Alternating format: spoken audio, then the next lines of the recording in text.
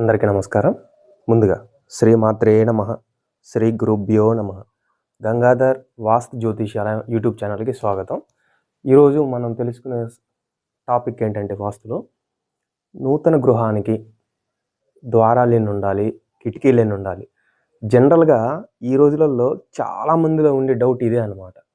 ఎందుకంటే ఇప్పుడు కొత్తగా గృహం కట్టుకోవాలి అంటే ఇప్పుడు మనం ఎన్ని ద్వారాలు పెట్టుకోవాలి, ఎన్ని కిటికీలు పెట్టుకోవాలి, మన ఇంటి ప్లేస్ని బట్టి, అంటే మన ఇంటి పొడవు, ఇంటి వెడల్పు, చిన్న గృహం పెద్ద గృహం అయితే ఎన్ని, చిన్న గృహం అయితే ఎన్ని, ఇట్లా జనరల్గా అందరిలో మెదిలే డౌట్, కామన్ డౌట్ అయితే ఇదే అనమాట.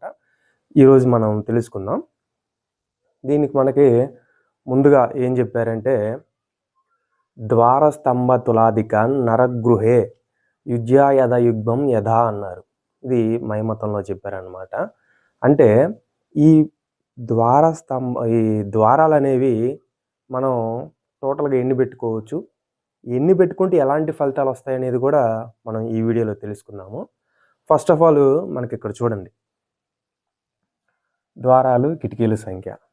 ఓకే, అయితే జనరల్గా మనకి ఏం చెప్పారంటే సరి సంఖ్యతో వచ్చే విధంగా పెట్టుకోమని చెప్పారు. మనకి శాస్త్రంలో కూడా సరి సంఖ్యతో వచ్చే విధంగా ద్వారాలు కానీ కిటికీలు కానీ పెట్టుకోమన్నారు.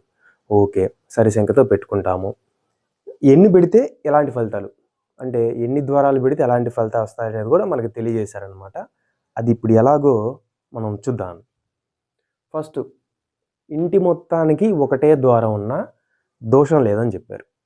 ఒకటి.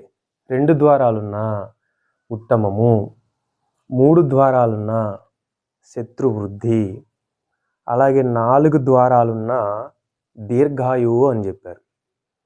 అట్లాగే 5 ద్వారాలుంటే మరణము, రోగాదులు, ఆ రోగాల వల్ల మరణం సంభవించే అవకాశాలు కూడా ఇట్లా అని మనకు తెలియజేశారనమాట. అలాగే 6 ద్వారాలుంటే పుత్రలాభము అని తెలియజేశారు. నెక్స్ట్ 7 ద్వారాలు జనరల్గా మనకి 7 ద్వారాలు అనేది ఏ ఇంట్లో కూడా పెట్టరు. ఎందుకంటే అదొక మంచి విషయం. ఎవ్వరు కూడా, మేస్తులు కానీ ఎవరైనా సరే తెలిసి 7 ద్వారాలు ఎవ్వరూ పెట్టరు కాబట్టి 7 ద్వారాలు పెట్టినది మరణాన్నే సూచిస్తుంది. అలాగే నెక్స్ట్ 8 ద్వారాలు పెడితే సర్వ సౌభాగ్యములు అని చెప్పారు. సర్వ సౌభాగ్యములు అంటే ఇంకా తెలిసిందే కదా, అంతకన్నా అదృష్టం మరొకటి ఉండదు. అట్లాగే 9 ద్వారాలు పెడితే దగ్ధమగును అని చెప్పారు. అంటే దగ్ధమగును అని ఎలా అంటే, ఇప్పుడు పాతిల్లు అనుకోండి, పూరి గడుసులు అట్లాంటివి, అంటే దాని ఫైర్ యాక్సిడెంట్ అట్లాగా. ఇప్పుడు మనకి అన్ని కాంక్రీట్ స్లాబ్స్ ఇవి కదా, కొంచెం ఏవైనా బై మిస్టేక్ ఫాల్ట్స్ వస్తే, షార్ట్ సర్క్యూట్ ఫాల్ట్స్ కానీ ఇట్లాంటి కొన్ని ఫైర్ యాక్సిడెంట్స్ అయ్యే అవకాశాలు ఉన్నాయన్నమాట. నెక్స్ట్ 10 ద్వారాలు. ఈ 10 ద్వారాలు వచ్చేపాటికి అందరిలో చాలామందిలో ఒక డౌట్ ఉంటుంది. ఒకటి పక్కన 0 ఉంది కదండి, 10 ద్వారాలు పెట్టుకోవచ్చా పెట్టుకోకూడదు అని చాలామంది రకరకాల డౌట్లు ఉంటాయి.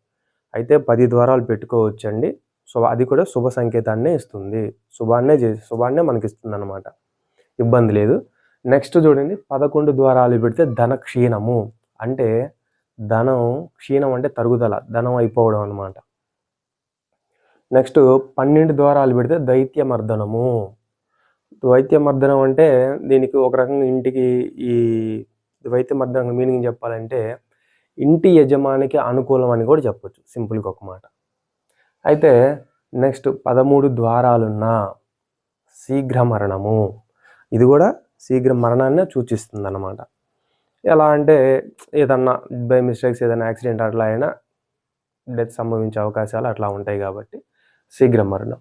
4వది సంపత్కరం అంటే ఈ 14 ద్వారాలు ఉన్న ఇంట్లో వాళ్ళకి ధనాన్ని, ఐశ్వర్యాన్ని ఆ గృహం అనేది ఇస్తుందన్నమాట. అంటే ఆ లాభం, ధన ఐశ్వర్య లాభం ఆ గృహ యజమాని కలుగుతుందన్నమాట అట్లా. నెక్స్ట్ 15 ద్వారాలంటే మోక్షము.